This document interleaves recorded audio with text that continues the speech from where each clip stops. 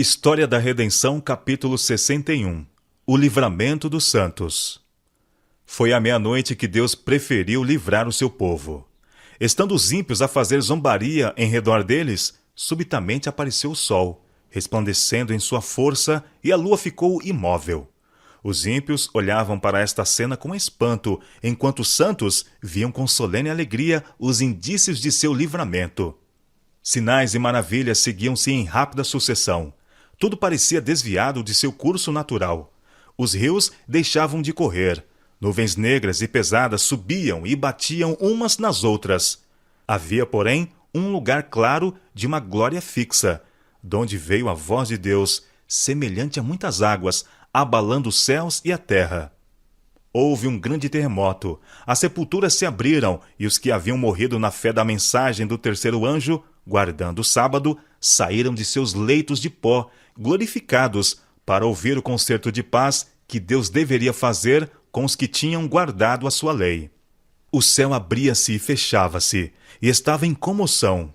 As montanhas tremiam como uma vara ao vento, e lançavam-se por todos os lados pedras anfractuosas. O mar servia como uma panela, e lançava pedras sobre a terra.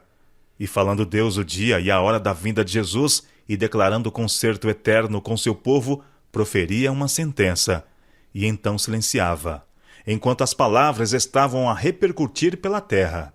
O Israel de Deus permanecia com os olhos fixos para cima, ouvindo as palavras, enquanto elas vinham da boca de Jeová e ressoavam pela terra como estrondos do mais forte trovão. Era terrivelmente solene. No fim de cada sentença, os santos aclamavam: Glória! Aleluia! Seus rostos iluminavam-se com a glória de Deus e resplandeciam de glória, como fazia o de Moisés quando desceu do Sinai. Os ímpios não podiam olhar para eles por causa da glória. E quando a interminável bênção foi pronunciada sobre os que haviam honrado a Deus, santificando o seu sábado, houve uma grande aclamação de vitória sobre a besta e sua imagem. Começou então o jubileu em que a terra deveria repousar. Vi o escravo piedoso levantar-se com vitória e triunfo e sacudir as cadeias que o ligavam, enquanto seu ímpio senhor estava em confusão e não sabia o que fazer, pois os ímpios não podiam compreender as palavras da voz de Deus. O segundo advento de Cristo. Logo apareceu a grande nuvem branca, sobre a qual se sentava o Filho do Homem. Quando a princípio apareceu à distância, parecia esta nuvem muito pequena. O anjo disse que ela era o sinal do Filho do Homem. Ao aproximar-se mais da terra, pudemos ver a excelente glória e majestade de Jesus, enquanto ele saía para vencer. Um séquito de santos anjos com coroas brilhantes, resplandecentes sobre as cabeças, acompanhava-o em seu trajeto. Nenhuma linguagem pode descrever a glória daquela cena. A nuvem viva, de majestade e glória insuperável, aproximava-se ainda mais e pudemos claramente contemplar a adorável pessoa de Jesus. Não trazia ele uma coroa de espinhos, mas coroa de glória repousava sobre sua santa fronte. Sobre sua veste e coxa estava escrito um nome: Rei dos Reis e Senhor dos Senhores. Seu rosto era tão fulgurante como o sol do meio-dia. Seus olhos eram como chama de fogo, e seus pés tinham uma aparência do latão reluzente. Sua voz ressoava como muitos instrumentos musicais.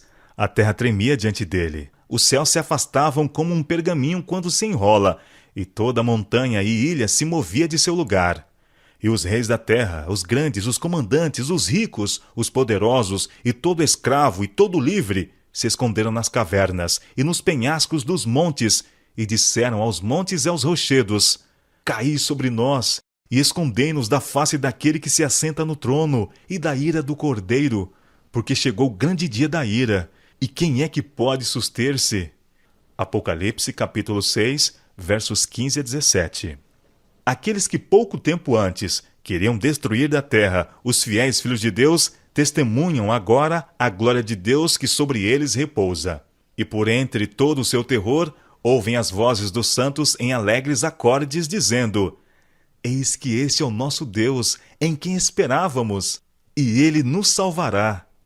Isaías capítulo 25, verso 9. A primeira ressurreição. A terra agita-se poderosamente quando a voz do Filho de Deus chama os santos que dormem o sono da morte. Eles respondem à chamada e saem revestidos de gloriosa imortalidade, clamando: Vitória! Vitória sobre a morte e a sepultura! Ó morte, onde está o teu aguilhão? Ó sepultura, onde está a tua vitória? Então os santos vivos e os ressuscitados erguem suas vozes em uma aclamação de vitória, longa e arrebatadora.